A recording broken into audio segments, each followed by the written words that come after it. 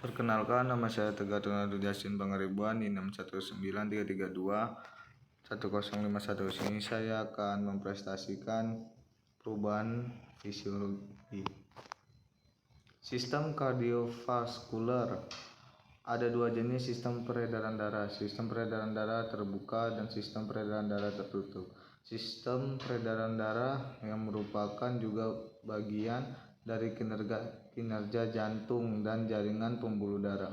Sistem kardiovaskuler dibentuk sistem ini menjamin kelangsungan hidup organisme, didukung oleh metabolisme setiap hal dalam tubuh dan mempertahankan sifat kimia dan fisiologis cairan tubuh.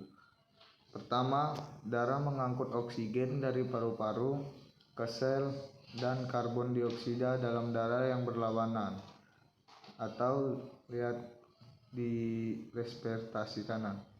Kedua, yang diangkut adalah nutrisi yang berasal dari pencernaan seperti lemak, gula, protein dari saluran pencernaan dalam jaringan masing-masing untuk mengonsumsi sesuai dengan kebutuhan mereka, diproses atau disimpan.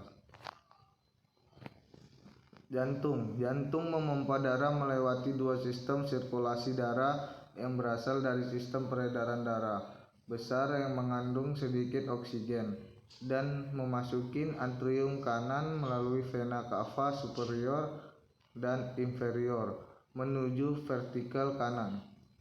Dari sini darah dipompa menuju paru-paru, tempat darah memperoleh oksigen dan meninggalkan karbon dioksida. Darah yang sudah mengandung oksigen kembali menuju atrium kiri, melewati vertikal kiri dan dipompa menuju seluruh tubuh melalui aorta, di mana oksigen dipakai melalui metabolisme menjadi karbon dioksida. Ditambah lagi, darah juga membawa nutrisi dari hati menuju berbagai organ tubuh, sementara membawa zat sisa menuju hati dan ginjal. Normalnya, jumlah darah terpompa menuju paru-paru sama dengan jumlah darah yang terpompa ke seluruh tubuh.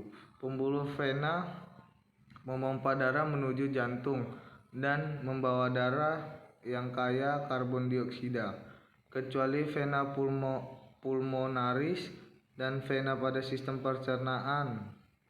Arteri membawa darah keluar jantung, membawa oksigen selain pada arteri pulmonaris. Jarak yang jauh dari jantung membuat pembuluh vena memiliki tekanan yang lebih kecil dari pembuluh arteri. Ketika beristirahat, jantung berdetak lebih kecil dari pembuluh arteri, ketika kurang lebih 7 kali per menit.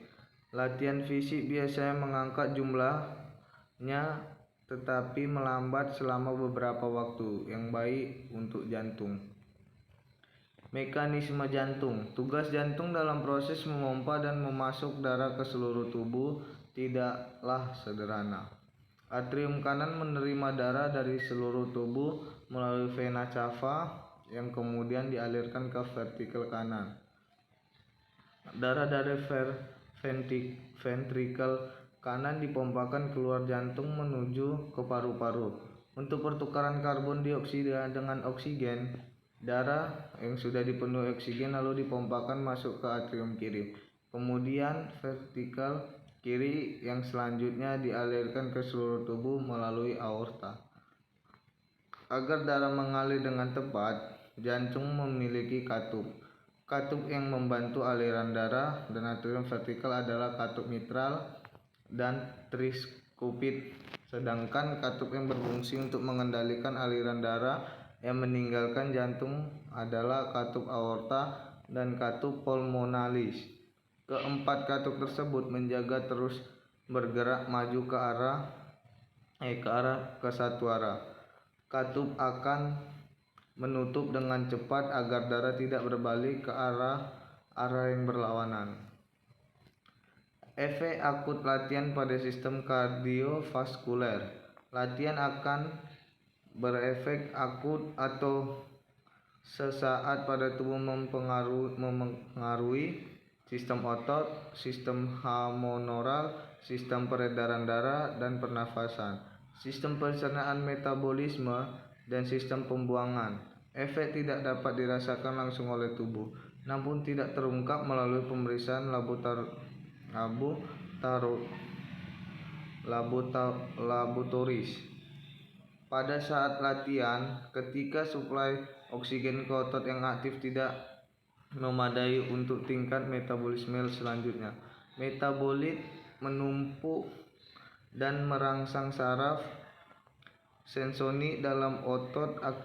Aktivasi saraf memunculkan chemorefleks dari saraf. Mekanoreseptor otot meningkatkan aktivitas saraf simpati untuk meningkatkan tekanan arteri. Efek kronis latihan terhadap kardiovaskuler. Latihan yang terprogram dalam berkelanjutan dapat memperbaiki fungsi kardiovaskular melalui pembesaran ruang pada atrium maupun vertikal pada jantung dan peningkatan elastisitas pembuluh darah. Perbaikan kontrol metabolik atau level glukosa dalam darah dan resistensi insulin. Penurunan tekanan darah dan perbaikan fungsi ginjal. Program latihan bermanfaat aerobik akan menyebabkan semakin besar ruang pada atrium maupun vertikal pada jantung, dan dengan demikian volume darah sedenyut akan meningkat. Kesimpulan, kardiovaskuler terdiri dari dua kata, yaitu jantung dan pembuluh darah. Tiga komponen, yaitu salah satunya hemoglobin dan darah yang juga berperan dalam sistem sirkulasi. Jantung telah lebih aktif dalam masa janin ketika berusia 3 bulan. Dalam kandungan, proses sirkulasi melalui plasenta. Dengan seringnya jantung diberi beban latihan yang terus-menerus dan berkesinambungan, secara otomatis otot jantung beradaptasi sehingga kekuatan jantung dalam memompakannya darah menjadi lebih meningkat dibanding sebelum latihan.